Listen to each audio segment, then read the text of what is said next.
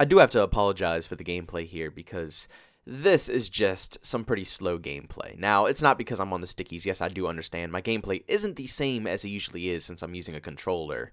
I'm pretty positive that next time I get into the early beta for PS4, I'm going to probably plug in my keyboard and mouse next time.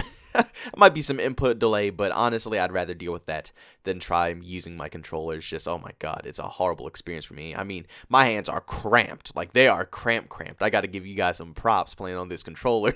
Holy crap. It's so small and condensed. It's just, the freedom of a keyboard and mouse is just so relaxing. That's all I'm gonna say. It's very nice. It's very, relaxing. It's much easier for me. But we're playing on Miami, and Miami is probably the worst map in Call of Duty Black Ops Cold War, and that's why this gameplay is so long. Because as you know, Miami the majority of the time, it's always a time-limit gameplay. But it's some pretty decent sauce here, I would say. And like I said, not insane clips, but they're pretty good. But today we're going to be talking about some Call of Duty Black Ops Cold War, my final impressions on the alpha, and giving some constructive criticism from my side of the whole story on how they can possibly improve on certain things in this video game, since that's the whole point of this early alpha. And I think a lot of people aren't really, viewing this video game as an alpha. A lot of people are looking at this as, some big deal for Call of Duty. Usually when we hop into anything that involves Call of Duty, it's usually the beta, and it's usually a lot further into the progress, so they have a lot more stuff done, a lot more things polished. This is an early alpha. I mean, when was the last time we saw early alpha? In Call of Duty Modern Warfare, when it was a 2v2 tournament, and that was just 2v2 where they specifically picked which guns they want to be in the rotation, the smallest maps, and not that much stress onto the servers. It's 4 people per match, so it's not much stress when it comes to the actual gameplay. So, it's a much different story from that game compared to Cold War, because Cold War is showing off the full 12-man parties, the 24-player matches, and a lot of the game modes, and a lot of weapons, bigger sized maps. It's a lot of stuff going on in Cold War. And it's early alpha, which means that the servers that we're going to be playing on aren't going to be the most outstanding. So it's a lot of things that we have to take into mind when, it's a lot of criticism towards this game. It's early alpha, the servers that we're playing on are booty cheeks, the gameplay isn't polished off, and a lot of people were playing on the original PS4, and I will say from my experience, the original PS4 is so trash. Oh my lord. It felt like I was playing on 10, maybe 15 frames the whole time. I wanted to puke. It was just disgusting. I've been hearing that the PS4 Pro, though, is very good, and it actually has better performance, so that might be a good thing. But altogether, I'm not going to be judging the actual performance of the video game, because I understand that's an early alpha, and this isn't supposed to be what the final form is going to look like. It's going to be more polished. The frames are probably going to be much better, especially when I can get on PC. And especially with a wider FOV. Lord have mercy, my eyes are just killing me after all this stuff. But it's going to be a lot better of an experience when it finally releases officially. Keep in mind, people are going to be having a PS5 and their PS4 Pros. It's going to be running a lot better than people are expecting. I'm running a regular old-ass PS4 that I've had for ages now, so clearly it's not going to run as good as it did back in the day. And also, snipers aren't too big of an issue for me right now because they actually came out, Treyarch, when I say they, came out and already said that the snipers are meant to be this overpowered. They did this on purpose in the alpha so they could do some testing with the snipers to see what they need to be tweaked and done with. So, it's completely understandable, and hopefully by the beta, it's going to be changed up and the snipers will be less overpowered, which is a very good thing. But with those things set aside, performance and snipers, I really can't tell you anything that I do not like about this video game. Everything is perfect to me. I'm literally having a blast. I don't know. You can call me as phony as you want. You can call me a sellout. But I'm actually having some genuine fun right now with Call of Duty Black Ops Cold War. Now, yes, by the end of it, it did get boring. Lack of variety, obviously. It's only 3 maps, and usually it's only like 1 map that would even play.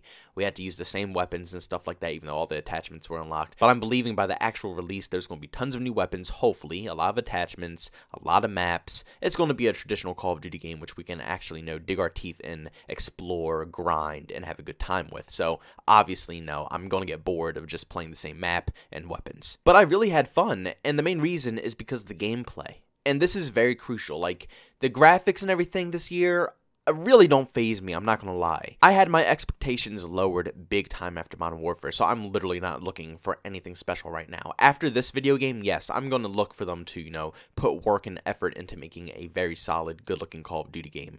No doubt in my mind. But after Modern Warfare and how slow and boring and just unfair it was for a skilled player, I am very happy and pleased to say that this game is designed for skilled players. No flinch, and the amazing headshot multiplier makes for really good, skillful gameplay. And a lot of people are going to be getting annoyed because that's all I've been saying. Literally, everybody's asking me why I like this game, what's so good about this game, and I keep responding, no flinch and headshot multiplier. And I know they sound very basic, it's nothing like it's a big deal or anything, but it is a big deal.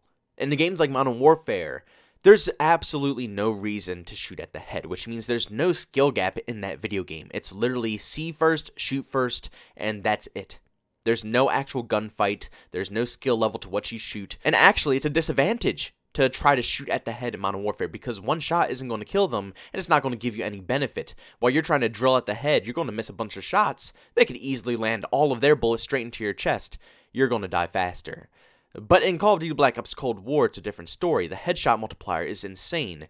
If you shoot someone in the dome, they're getting hurt. Like, you're going to be way ahead in the gunfight with one headshot, and then forget it where you shoot them. You can shoot them in the toe. It doesn't matter. It's going to kill them super fast, and they're probably going to lose the gunfight. And this is going to add a skill gap in this video game because now it's no longer who can just shoot first. It's going to be who can actually shoot first and aim better. Remember, we're raising the health back up to 150, and even though it's a little bit lower than 150 from Black Ops 4, it's still 150. It's definitely longer than Modern Warfare. So gunfights are longer, people need to aim better, and having a headshot multiplier that actually takes a ton of damage out of the enemy's health is going to be very beneficial when you have to shoot someone so many times. So instead of shooting them like 8 times in the chest, you shoot them once in the head and 2 times in the body. That's 3 bullets, they're dead, and the enemy barely was able to put a dent into you. It's going to add an insane skill gap, and that's what I want out of a Call of Duty video game. That's what I've been craving for so long. I'm tired of video games releasing that just allow any random player to hop in and just start dominating. I like games that have a learning curve. I like games that have challenging aspects to it that will allow better players to be better and new players to learn from the better players. And if they don't want to learn, they're going to get their butts kicked. But if they do want to learn, they can become a better player. And this headshot multiplier is going to be everything. It's going to add so much depth into the actual gunfights. And everything's going to feel rewarding. It's going to feel like no noob can possibly put a dent into you. And on top of that, there's no flinch, which means that noobs can't get lucky headshots. And when you're engaging with an enemy, your gun isn't flying through the sky and you can't aim anymore. No, if you can aim, if you can put your crosshair on the enemy's head and you can track the dome, you're going to get the kill. There's no excuses at all. You can't say, oh my god, what was that bullcrap? Oh my god, why did that happen? Oh my god, flinch completely screwed me up. No more excuses. If you missed your shot, you legitimately missed your shot. You had bad accuracy in that gunfight. No excuses. None. As many times as you get shot, you could get shot 8 times, and you will not move an inch from where your crosshairs are at on the enemy. Which means that whoever can aim the best at the head and get that multiplier is going to win the gunfights, which means that it's going to increase the skill gap. That's why I like Call of Duty Black Ops Cold War, along with everything else. Score streaks, they're absolutely fun to use, they feel rewarding, and even though I couldn't get that many, I'm really expecting to have a great time when it comes to PC. Because I was still able to get score streaks no matter what, even on console. It wasn't that complex for me in certain situations. As long as you can play OBJ and go on a certain amount of kill streaks, you're really set. You're going to get some score streaks. And I've noticed that a lot of the low-skilled players aren't getting anything. They maybe get UAVs and an artillery strike. That's it. If you want the war machine, if you want the chopper gunner, if you want the attack helicopter, you have to be a good player. You have to actually put in work. And if you don't put in work, you're not getting anything. It just adds a nice depth because I'm not scared to run out anymore. If I'm on a streak, and me, I don't really care too much about nuclears, to be honest with you, especially if it's no reward like in Modern Warfare where you actually drop a nuke. It's just a medal. I could care less. So I'm probably not going for that many. I just want streaks the majority of the time. But this means that I can still get my streaks and I can still dominate a lobby while still playing OBJ. In games like Modern Warfare and even games before that, I would stay back, I would try to, build up my streaks, get my streaks first, and then go play OBJ. But now, I don't have to. I can play OBJ the whole time while trying to get streaks, and it's not going to interfere with making me have to camp and not benefit my team. It's just going to add so much actual gunfights, action, and fun into a Call of Duty game compared to this previous year with Modern Warfare where it's been very slow paced, holding angles, nobody plays OBJ, sometimes people don't even capture the B flag and the game just completely ends. It's just so boring. And that's what I was trying to avoid with this game. I wanted some fun and action-packed stuff going on here. Overall, I really like the direction that they're going here. I really do see all the potential in this video game, and even if it's not released still with, very optimized gameplay, beautiful graphics and stuff like that, I will still probably pick this over Modern Warfare just because of the main fact of the skill gap. And since Modern Warfare has 0 skill gap, it's literally made for any casual player to play. I just simply don't want to play it anymore. I'm going to go play the game that's made for skilled players. That's just simply what I enjoy. Sorry to say it, but Modern Warfare is a thing of a past for me, no matter what.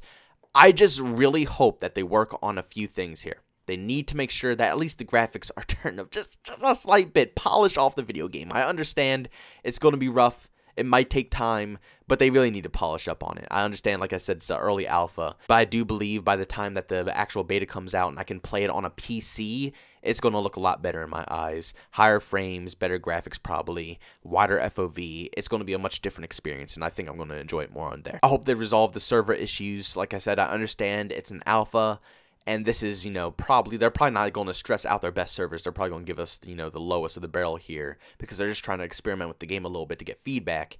But still, at the end of the day, I really pray that we don't get any bad servers in this video game because the delay and just the choppy frames and everything that happened to me in this alpha was horrible. Like, that's the main reason why I got off this video game, because the performance was trash.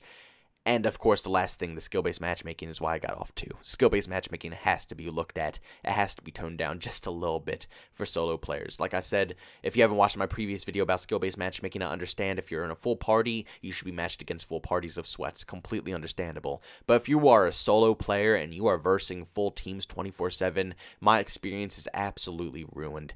I don't want to carry people 24/7, especially in a video game like this where it's so score streak dominant. If they're just stomping out my whole team and they're getting kill streaks and holding all the objectives against my team, I'm screwed. I'm not going to get any score streaks because I can't play OBJ. My team isn't playing OBJ, so it's going to be impossible for me to play it solo, which means I'm not getting points for that. And on top of that, I'm going to have to camp for kill streaks, which is going to take a minute to actually get my real score streaks going on because it's just a kill streak.